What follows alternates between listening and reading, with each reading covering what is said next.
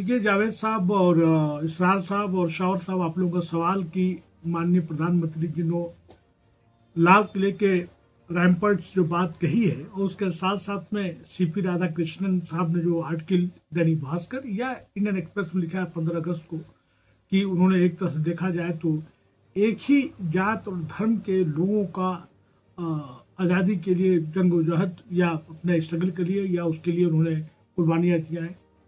इसमें बहुत कुछ कहा जा चुका है और बहुत से ऐसे भारत के जो सेकुलर फोर्सेज जो ताकतें हैं उन्होंने इसको कंडेम किया है। अब मेरे लिए कुछ बोलने के लिए नहीं है।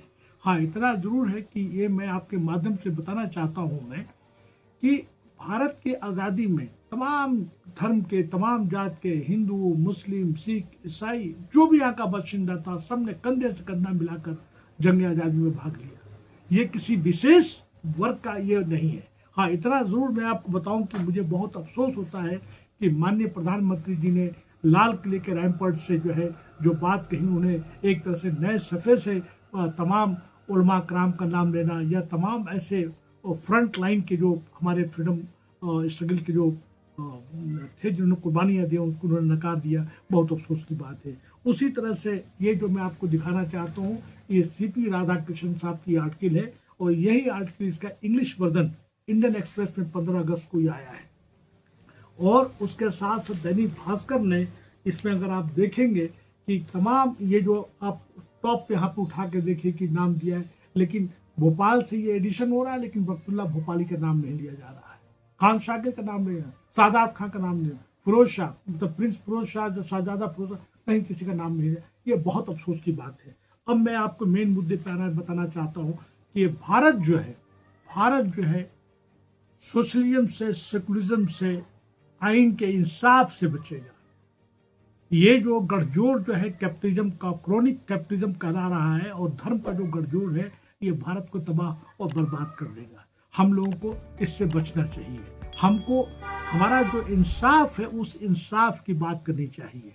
मैं आपको बताऊं कि हमारे उलमा कराम ने एक नहीं 27 हजार जो है उलमा कराम को फांसी दी गई है। लेफ्टिनेंट जनरल हडसन ने जब उसको पत्र, क्वीन विक्टोरिया ने जब वहाँ के जो महारानी ने लेटर लिखा तो उसमें जितने भी टोपी वाले थे, जितने भी दाढ़ी वाले थे, उनको कत्लेआम किया गया। कानपुर से लेकर दिल्ली तक तमाम ऐसे पेड़ थे जिसपे कि उलमाओं के जो है लाशें मिली। दिल्ली से लेकर लाहौर तक मिला। आप उठा के हिस्से तो उठा के देखिए।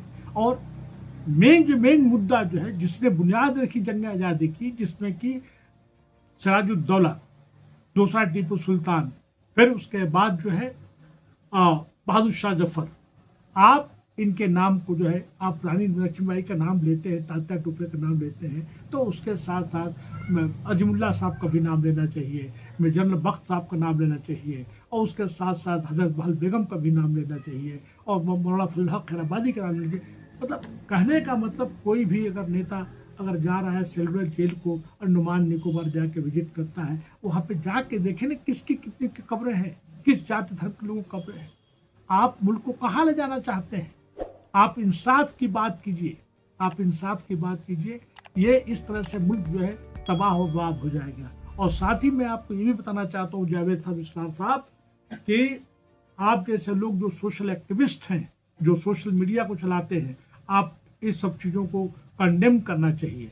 हमें ये देखना है कि आज मुल्क को सबसे ज़्यादा जरूरत है कि हम सेकुलरिज्म, सोशलिज्म, समाज इंसाफ, मसावत, आइन की बात करें। हम लोग जो है जो घुट्टी जो पिला रहे हैं धर्म का, धर्म से जो है मुल्क नहीं चलेगा।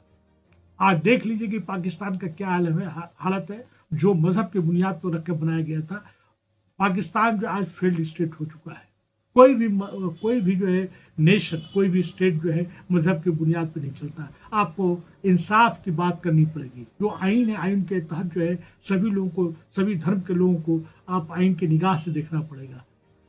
आप जिस तरह से ये हो रहा है, अगर देखा जाए तो लगातार मस्जिद, मदरसे और उसके साथ साथ में खानकाहें जानबूझ के उनको तबाह किया जा रहा है, बर्बाद किया जा रहा है।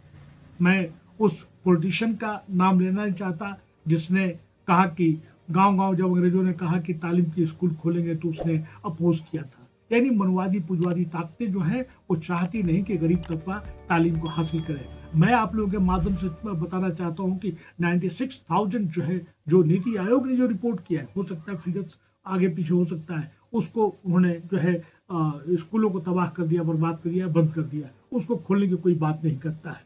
और यही नहीं, हिस्ट्री में अगर देखा जाए तो 1686 1690 में जो औरंगजेब के साथ लड़ाई हुई, ये तो बाद में बडीला प्लासी और टीपू सुल्तान और जफर आए, यहाँ तक कि औरंगजेब ने ये बात कर दी कि तुम लोग को यहाँ से भारत को छोड़ना पड़ेगा, अंग्रेजों को छोड़ना पड़ेगा। उन्होंने माफी मांगा, माफी मांगने के साथ साथ वो अक्लमंद थे, उन्हें 1.5 लाख रुपया जो है उन्होंने उसको जो है मुआवजा दिया, और मुआवजा देने के बाद वहाँ पे फिर ये काबिल काम किया। शायद अगर औरंगजेब यहाँ पे होता तो वो उनके खिलाफ भी मोर्चा खोल देता। ये फैक्ट को छिपाया जाता है। और आज जो जहाँ जुल्म ज्यादती हो रही है, मैं तो आप लोगों के माध्यम से बात करना चाहता हूँ कि हम लोगों को अपने कलम की ताकत, आइन की ताकत और कानून की ताकत, आइन के तहत हम लोग का काम करना चाहिए। सब एक लोगों को कलम को उठाने की जरूरत है, आवाज को बुलंद करने की जरूरत है। आज मनवादी और पूंजवादी ताकतें देखा जाए तो ये मुल्क को तबाह कर रही हैं। मनवादियों के चरित्र में, करैक्टर में, किरदार में जो है इंसाफ नहीं है, वो इंसाफ दे नहीं सकते। एक जो है जो आरएसएस के और बीजेपी के जो आईटी सेल हैं, जो आइडियोलॉग्स हैं, वो लगातार गवर्नमेंट के चीजों को बचाने पे लगे हुए हैं, गलत नैरेटिव जारी कर रहे हैं, गलत बयान जारी कर रहे हैं और लोगों को गुमराह कर रहे हैं। कुल मिला के आखिर में ये बताना चाहता हूं कि अगर भारत में उलमा कराम नहीं होते, जिन्होंने बुनियाद रखी जंग आजादी की, उनका बहुत बड़ा कंट्रीब्यूशन है।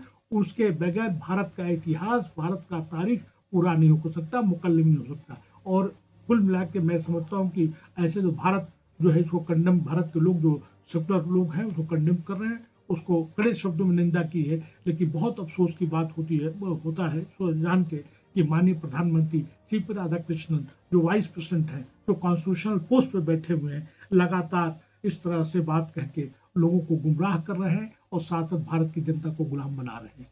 मैं यही कहना चाहता हूँ। इसके बारे में बहुत कुछ कहा जा चुका है। जावेद साहब, इसरार साहब, शाह साहब, और लोगों को बहुत बहुत शुक्रिया। Thank you very much.